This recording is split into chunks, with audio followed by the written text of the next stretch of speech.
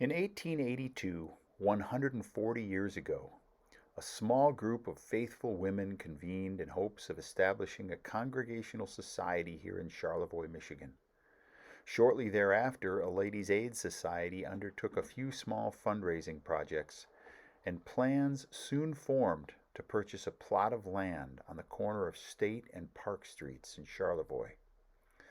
In 1883, the first pastor, Reverend C. Van Auken, was called, who began meeting with his fledgling congregation in homes.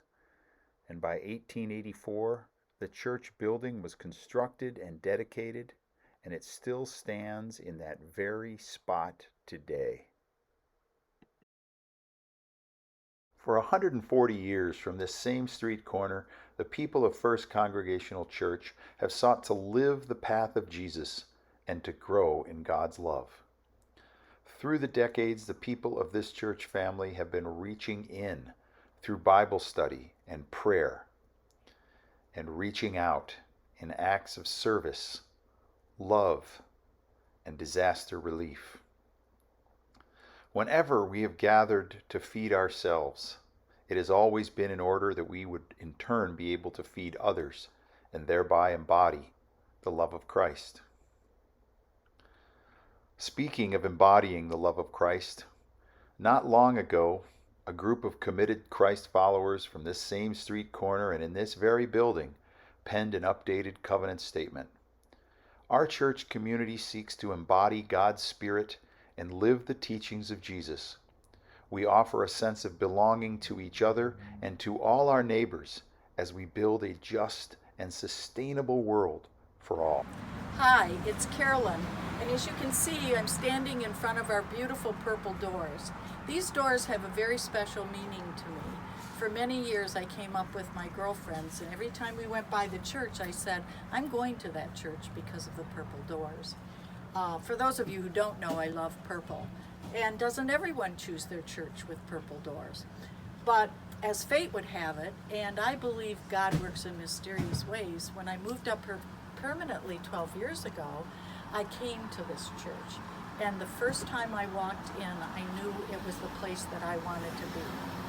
I found it to be a very progressive, liberal church, and that's what my soul needed to continue to grow. During COVID, I realized that I missed coming to the church and actually seeing people. And it really hit me the first time we met in the garden. And I thought, this is my church family. This is my family that's so important to me. And one of the things I really love about the family is, and the church in general, I don't see cliques. I don't see people judging other people. I just see a group of people that are worshiping God and glad to be here. And I'm thrilled to be a part of the First Congregational Church.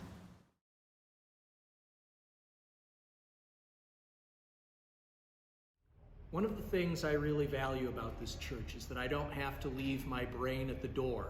I don't have to set aside my interest in science and history when I come to worship or Bible study. And like my dad, who is also a part of this church family, I have a lot of questions. I think of many possibilities. I don't always see things the way other people see them. And I appreciate the fact that I can share what I think and hear what others think at Bible study and book discussion groups. And I get the sense that what I think is appreciated by others. My spirit is fed here at First Congregational Church.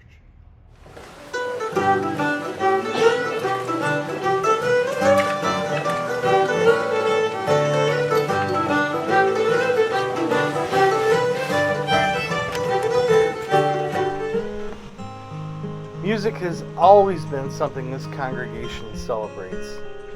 Not only do we provide meaningful music for our family of faith on Sundays, but we've also had a rich tradition of providing concert series and special events for the larger community.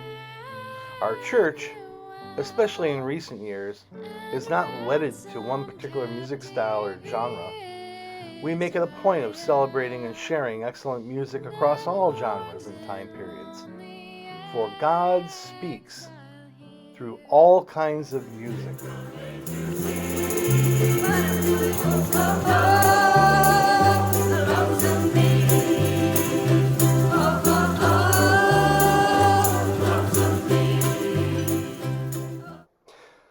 In recent years, one of my favorite musical memories is the American Spirituals concerts. You know, we bring in world-class musicians from all over the country to put together this inspirational event. It's very difficult to walk away and not be in a new place.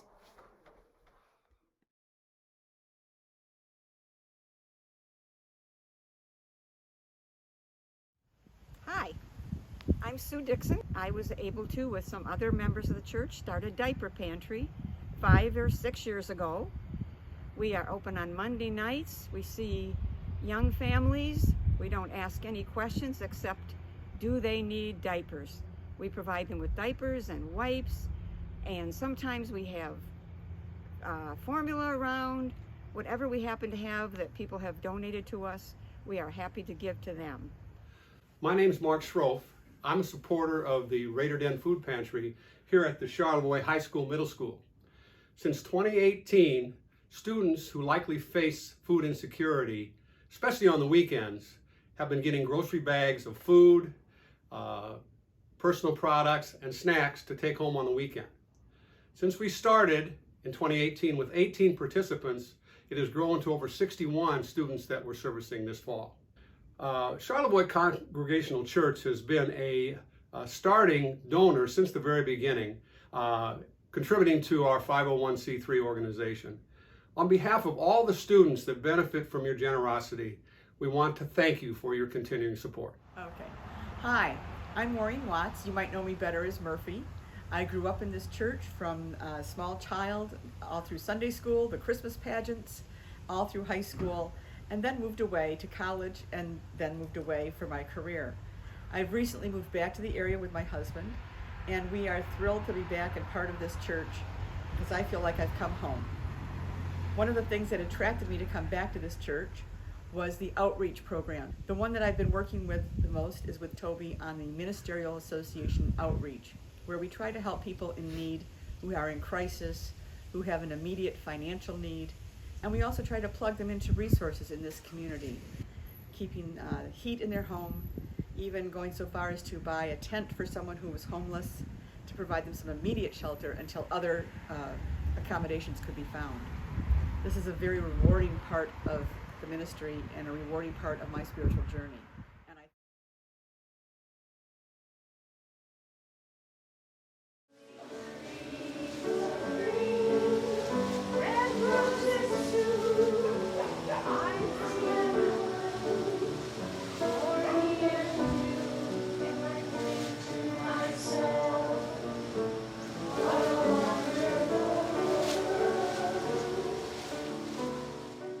What does the future hold for us here at First Congregational United Church of Christ?